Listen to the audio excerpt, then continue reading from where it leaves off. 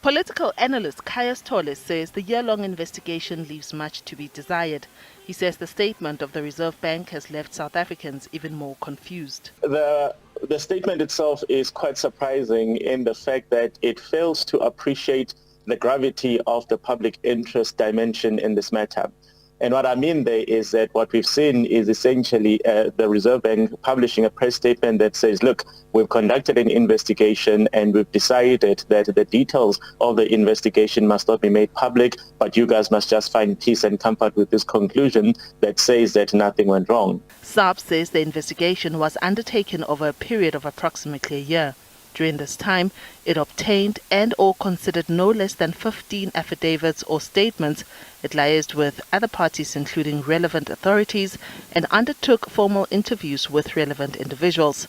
It says its Financial Surveillance Department conducted its investigations in 2 phases, and FinServ also sought and obtained legal advice in relation to its investigation and the process it followed. Director at the Progressive Group, Kuhle Mpahlwa, says the findings from the Reserve Bank is positive and that the market is likely to shrug it off. Outcome says that they haven't found anything that the president have actually contravened with the exchange control regulation and stuff like that. And that, I think that would extend a good market sentiment, which would actually say it would drive that obviously there will be some stability in terms of what's happening in the domestic politics.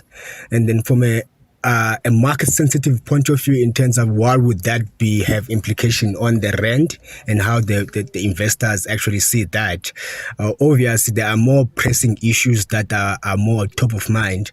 The Pala issue, I don't want to say is not something that is not what the investors are looking at, but currently the more focus would actually be more on the what's happening in terms of commodity prices that would determine more, have more influence in terms of the rand actually moves, and what's happening in China. China is actually having a slowdown, and China is actually one of our big trade partners, and then who are they actually were the one who mostly time actually buy our commodities and stuff like that. So that and also coupled with that, with this new exciting week that there will be this BRICS summit, and then part of the stuff that we talked about there would actually be stuff relating in terms of what's the new formation of the new currency. SARB further says due to legislative requirements and constraints, the report is a private internal report and will not be made available to the public. I think it is good news for President Ramaphosa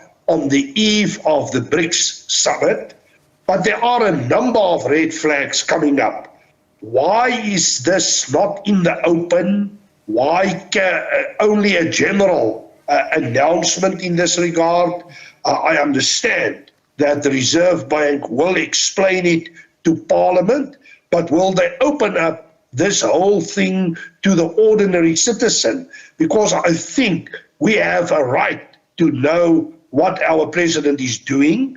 And personally, I would have liked to study the findings on basis of the report, because it is still a question to me, how can you accommodate such a lot of money and it's not a transgression of the Reserve Bank's rules? Governor Lesitsha Kganyago will provide feedback to Parliament during SARB's upcoming engagement with Parliament. Diabo Seto, SABC News, Johannesburg.